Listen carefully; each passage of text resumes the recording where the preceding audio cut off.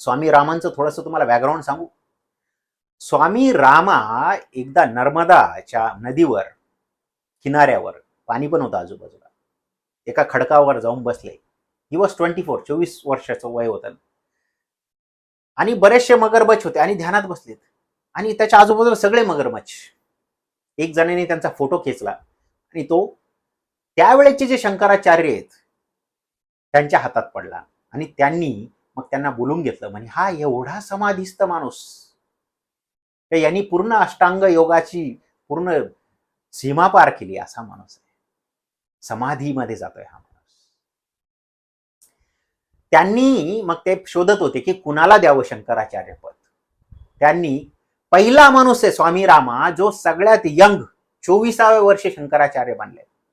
अर्थात त्यांचं मन नाही लागलं, एक थोड्याच काही टाइम मध्येच ते निघून गेले तिथून, कारण ते